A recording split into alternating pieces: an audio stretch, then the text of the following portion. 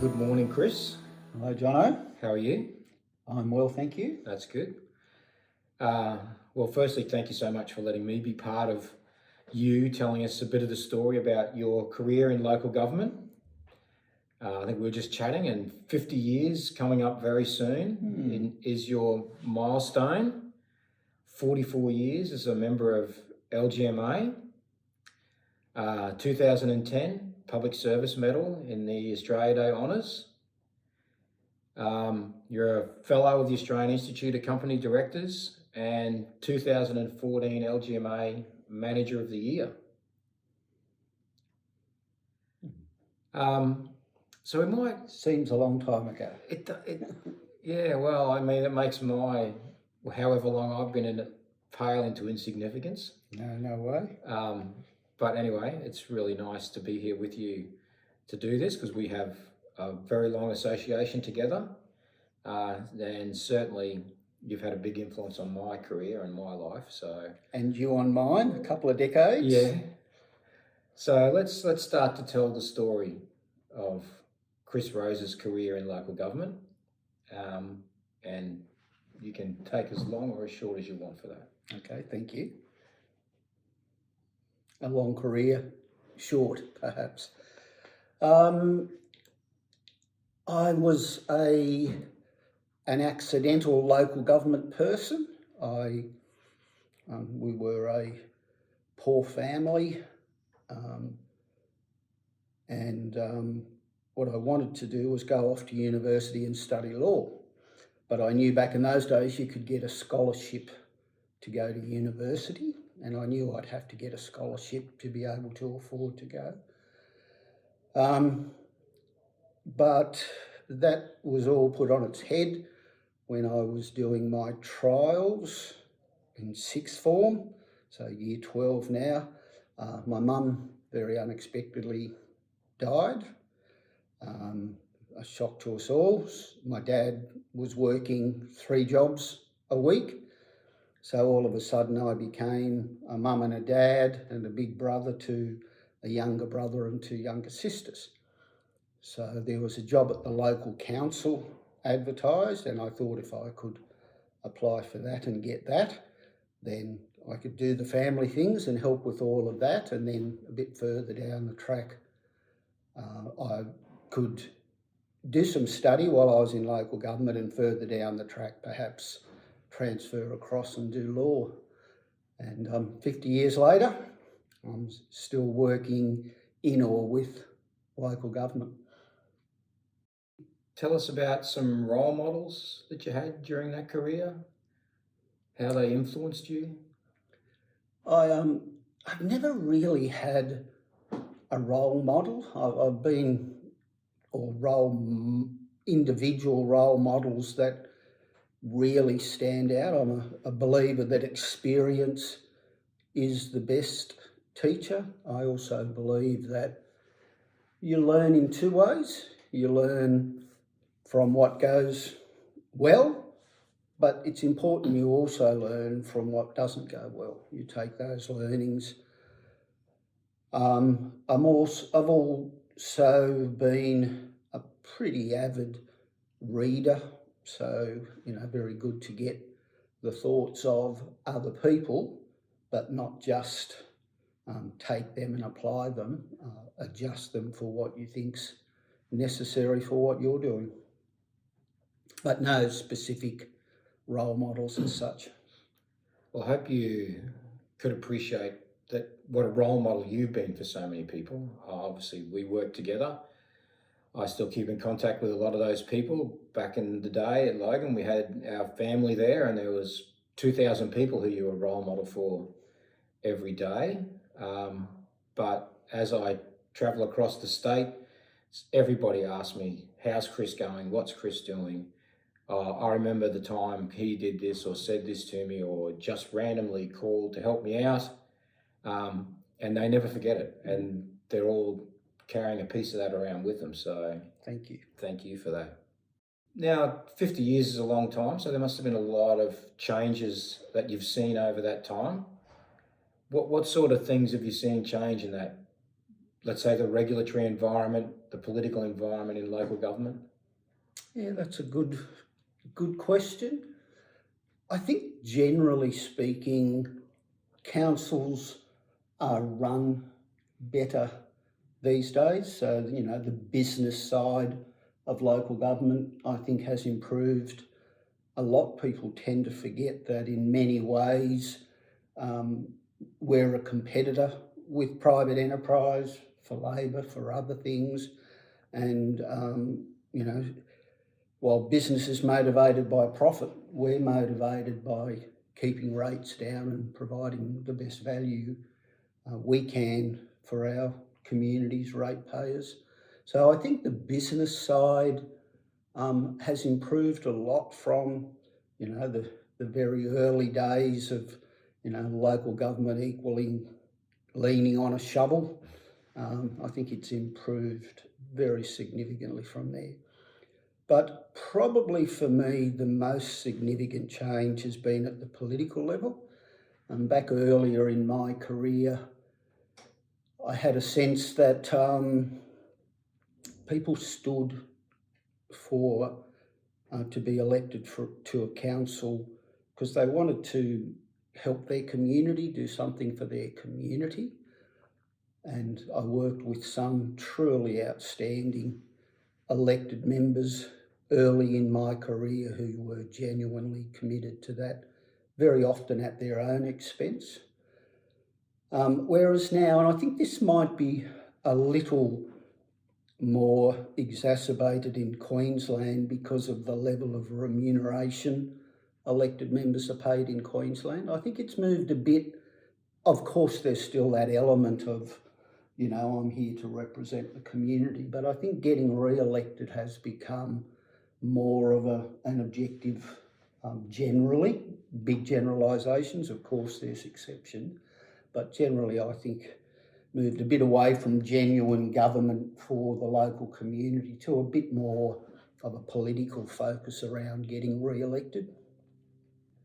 And mate, what about some highlights or some stories that you have from this very long career? I've always been one of those people. I've often commented to people, I'm one of the few people I know that can probably spell bureaucracy. But I've always been someone who's actually felt really proud to work in the public service, in service of the public. That's always been something I've been proud of. So receiving the Public Service Medal was obviously a highlight because of that belief of mine, that focus of mine. I was truly blessed. I pretty much had daily highlights in my 10 years at Logan. The privilege of working with just truly amazing people who every day I'd shake my head at the really outstanding things those people were doing for the Logan community, but also for the local government industry. And probably testament to that, I have often commented that you don't do things for awards, but one thing about awards is that they're generally independent experts in the field judging the award. So, and during that time, the number of awards, I didn't win, but the staff of Logan won, was just really outstanding. So, it was a highlight and a privilege to be amongst those amazing people. And this last comment I might make has probably been exemplified for me since I've left and been doing some consulting work. We just had a truly amazing executive team at Logan, and it was a privilege and a highlight to be part of that executive team who really together were focused on creating the environment for staff to be successful. So, yeah, that's probably they stand out for. And I guess I might also comment many Early mornings, not late nights for me, late nights for you, but early mornings for me and not early mornings for you. Earlier on in my career, took me about 8 years to get my local government qualification and my town clerk's certificate, and then a Bachelor of Finance. And I did all of that by external study. So that teaches a lot about yourself and discipline. And then what about those dark days when things aren't going so well, or you said you learn as much from those mistakes? What do you have sort of any stories about those moments when you just thought, oh my God, this is too much, or I'm in the wrong game, or I shouldn't have done that? No, I don't think, I've always been really motivated by, in my own little part of the local government world, trying to do whatever I could to try and make local government a little bit better. If I commented more generally on maybe from an industry perspective, there's I think a lack, despite the best efforts of everybody, there's a lack of accountability for behavioural aspects of elected members at times. Seems we're really struggling to get that right. And I'm really saddened by the number of CEOs who have been moved on, not because of a demonstrated failure to perform. And as you know, I've always been a passionate advocate for efficient and effective performance planning and review processes. And if you have a CEO who's not performing, then you have every right to do something. But far too many of my colleagues were moved on with no demonstrated failure to perform as the basis. So that saddens me a fair bit. And I think, as I reflect back, is a low part of the industry at the moment, and certainly worries me about the future of local government. We need really good CEOs, and that's not the environment to encourage people to want to be a local government CEO. And as we talked about, you pretty much went straight out of school into local government until retired. Even though you're not retired yet, you're still working in the business. Yeah, you're making me, that's why. Yeah. What advice, what worked for you as a council officer through to CEO? What were the things that you did? You might not even realise them, but subconsciously that made you successful, that helped you in that career, that you might want to pass on to someone else? You know, what are you telling the young person that aspires to be the CEO that they should do? Just a couple of little key pearls of wisdom, maybe. From an industry perspective, you really have to be prepared to accept the political reality. It doesn't matter whether you're right or wrong. It's 6 votes out of 10 that decides what happens.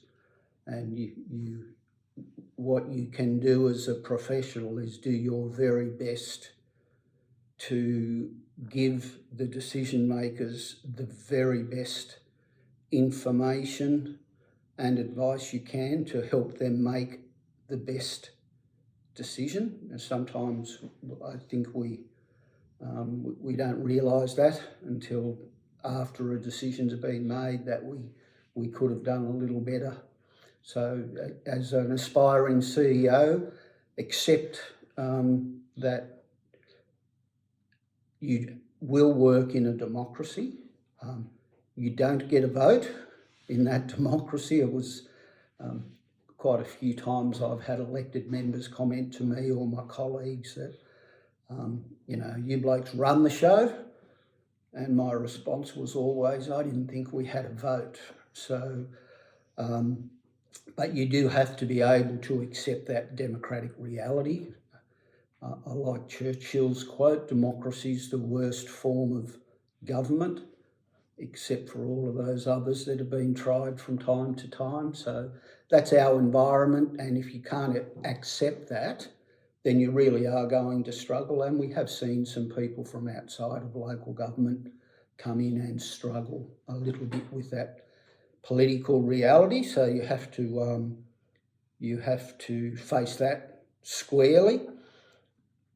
The other thing is that from a local government perspective, a lot of the decisions that councils have to make are shades of grey decisions. So if there's black and white decisions, the council normally just delegates those to staff. So you'll be in a situation where there'll be, depending on elected members' experiences and views and biases, there'll be shades of grey, some this way, some that way. So you have to be able to acknowledge and accept that often things won't be unanimous, that there'll be shades of grey involved in decision making.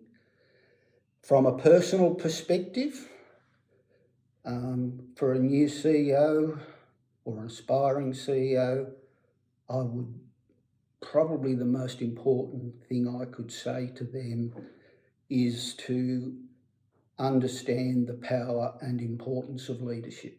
That's the real job of a CEO, is to provide personal leadership and get the leadership of the executive team and the management team all together.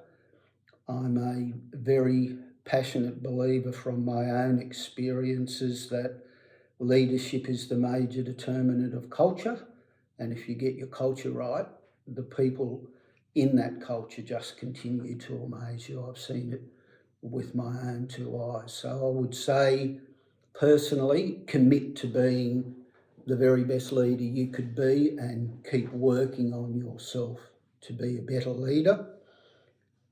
At a personal level, I'd say never compromise your values. Never. You have to know what your values are and never compromise them at all.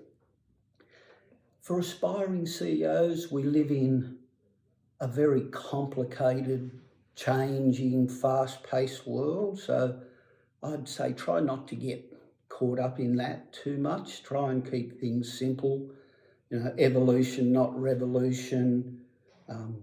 Take people along with you on your journey. Don't leave them behind. And probably, as I reflect back on my time, make sure you get, so this is advice to new people now, not something I did well myself, but make sure you get balance in your life. So that balance between what's important out of work and achieving what you need to achieve as a CEO. You can't get time back with family, and there'll be times when you need friends, so just work out your own way to get that balance right.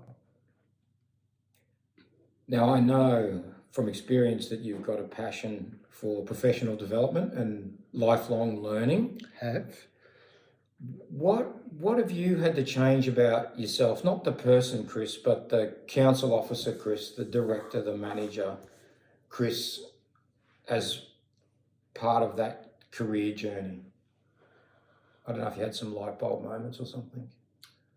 Had a few. Weekends was one, linking back to what I just said, that get your balance right. Discovering weekends, as pathetic as that probably sounds as the words come out of my mouth now, but really deciding that, of course, as a CEO, you have to be available on weekends in emergency situations, and there are community events that you have to go to, but generally discovering weekends was a big thing for me. Probably the most significant learning I've had about myself in this journey is around continuous improvement. Early on in my career, I was so driven to try and improve local government, and I felt it back then, certainly it needed improving. So I was really driven in the community, in the continuous improvement space. The light bulb moment was when I realised it's a bit like leadership. You know, you've got to stop and reflect on what's going on around you. And the light bulb moment was I realised that because I was pushing all the time to get better, two things had happened. One is people saw me as a negative person, an ungrateful person, an unreasonable person, and that's certainly not that was an unintended consequence. But the other was I realised I was never stopping to acknowledge, if I use Pareto, the 80% of things that were going really well. So the light bulb moment was you have to stop and acknowledge what's going really well, and you have to actually have carefully planned and implemented improvement processes and bring people along with you on the journey. So I was really quite embarrassed when I stopped and realised that that's how people saw me, as this unreasonable, pushy person who had never acknowledged it. Yeah, good on you. Yeah, but you needed it. So, yeah. Mate, what's been some of the most difficult things about your various roles? I think managing the politics is always difficult. You know, I think there's, in local government, to be successful, we need that great relationship between executives, elected members. So I think managing the politics has always been a challenge. Recognising the shades of grey I talked about before, not getting too tied up in your own opinion, and doing the best you can to help get good decisions, but recognising that there are differing opinions, and helping councillors realise that too, that no one's got a mortgage on knowing everything and getting everything right. So we have to be, successful teams, work together and acknowledge other people's strengths and commitments. And the media probably too. Politics and the media are always those things that can be very difficult. And more recent times, social media, we're getting much better at it now, but in the earlier days of social media, we were a long way behind. Now, as we talked about earlier, you've been a member of LGMA, IMM, LG Pro, it's various names, through a couple of states. What made you first get involved? How did you first get involved? And, what led you to put your hand up and play such an active role in sharing those learnings across the industry? Yeah, it goes... I credit my town, he was Shire Clerk back then at Ballina Council, for this. I was working at Ballina Council when I qualified to become a town clerk and got my town clerk certificate. So my CEO, George Pearce, wonderful man, told me I had to come along to the Town Clerks Society annual conference with him, and so he took me along and took me to the dinners that he would go to and introduced me to all of the other town clerks. And I was just a kid and not a worldly person at all. And all of these people that I aspired to, looked up to, they were just so nice. They were just, they welcomed me. They seemed genuinely interested and encouraging. And so I guess that's the start of the Town Clerk Society. I think that might have been the original LGMA. And what that taught me is local government is just one big family, and LGMA is really important in the context of, looking after the family, looking after each other. Also through LGMA, I mentioned earlier that I believe you learn through experience. LGMA is a wonderful vehicle to share experiences and learn from other people. So I've always been happy to share my experiences, good and bad, and I've always been desperately prepared to listen to and learn from other people's experiences through LGMA. And what's been the best thing about a local government career? I thought this early on, and I still passionately believe it. More than any other job I can think of, in local government, you genuinely can make a difference. You genuinely can influence the quality of life of local residents through the work we do. So it's that mad stuff, making a difference has always been a really big driver for me. And how has the industry changed over that time? I think fundamentally the industry is still focused on that making a difference. I think generally the industry does want to make a difference for its communities and can and does make a difference. I think it's just a bit harder now that, the comment I made a bit earlier about a political focus coming a bit more into local government, I think that at times can make that a little more difficult.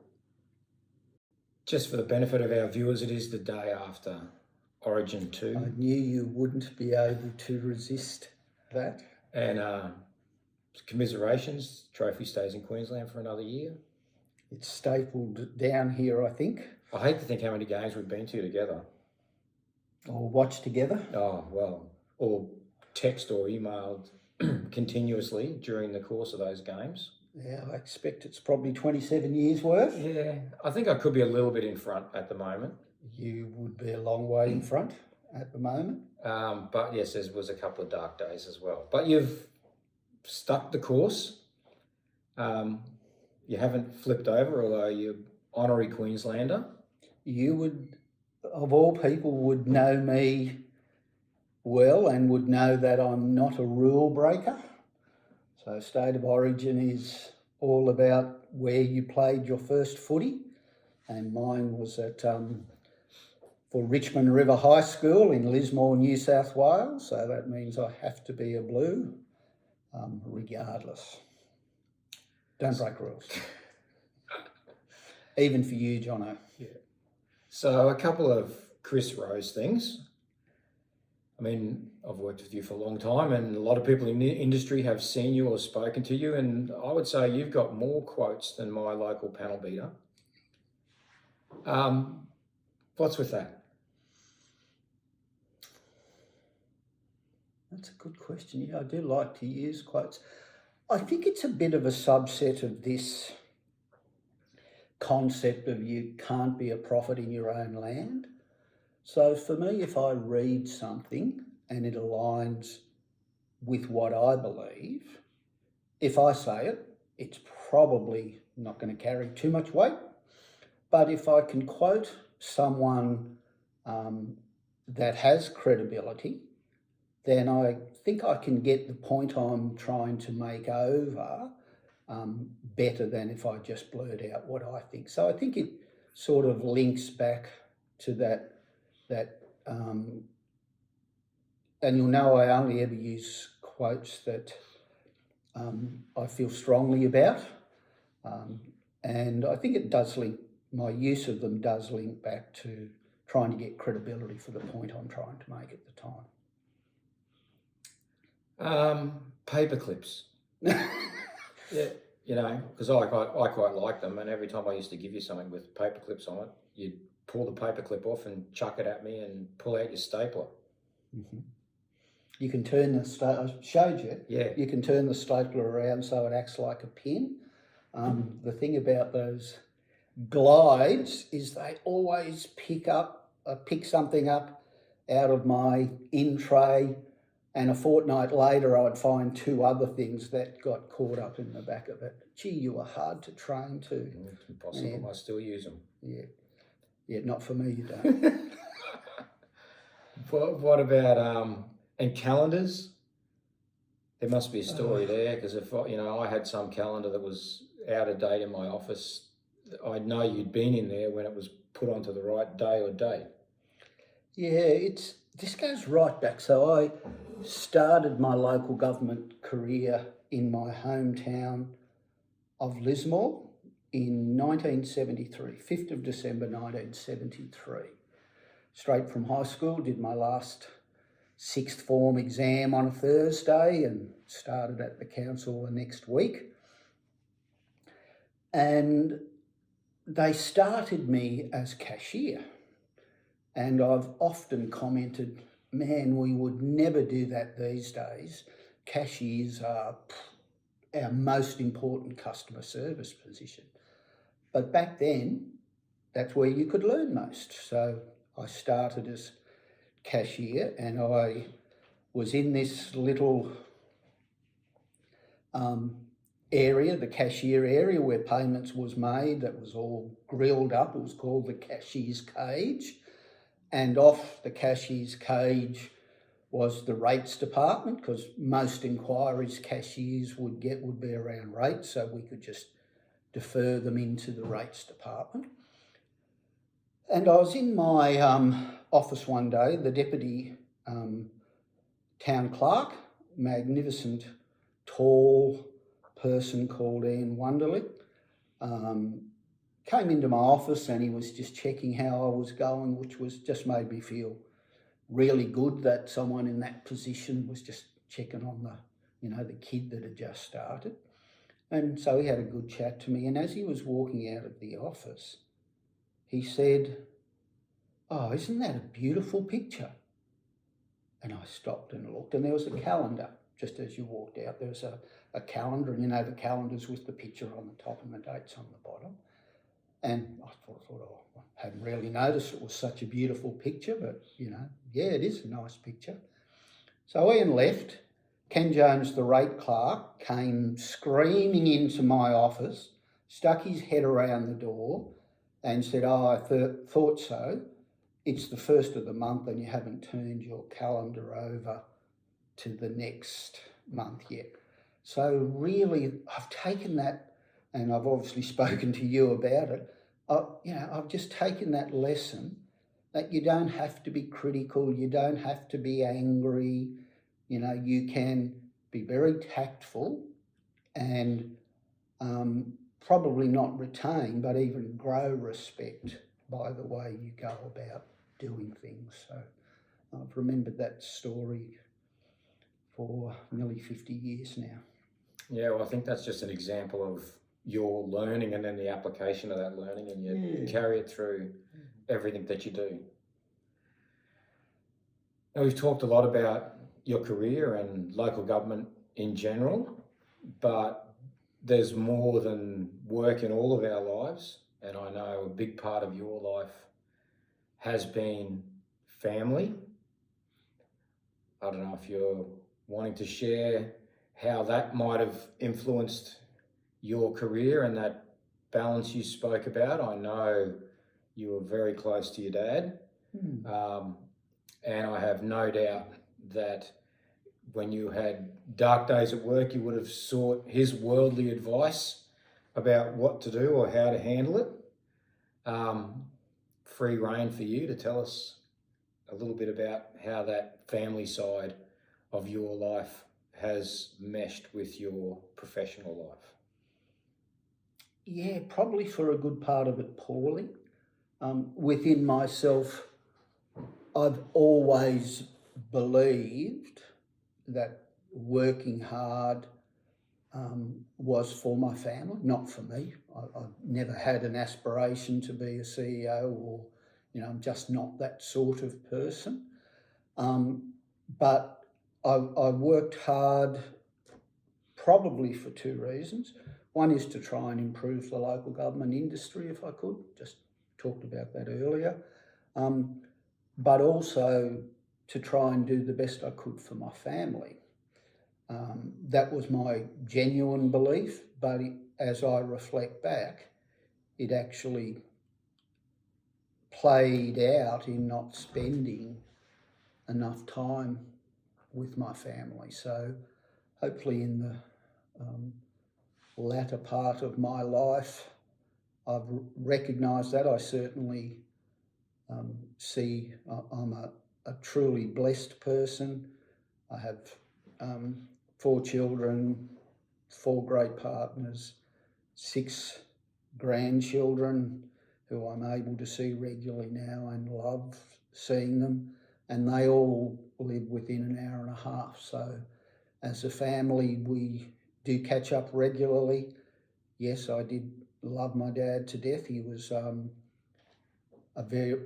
probably the most genuinely caring person I've ever met. And part of my thinking at my stage of life now is a bit about legacies, what legacies you can leave. And for me, the legacy that I hope I'll be most proud of is leaving children and grandchildren with a really strong value system and really strong commitment to family. Well, mate, thank you so much for telling your story and sharing your story. There's still a few more chapters to go in that book, so maybe we'll be back again in a couple of years to close this one out. Thank you, and thanks for letting me be part of it. Absolute pleasure, mate. I couldn't think of anyone I'd rather do it with, and you still torment me on a regular basis, still give me work to do to keep you on track. So I'm grateful for that, grateful for your friendship. Yeah, well, you've done plenty for me too, so it's very mutual. All right, well, thank you. Go the Blues. Goodbye. Yeah, go Maroons. Well, one more game to go.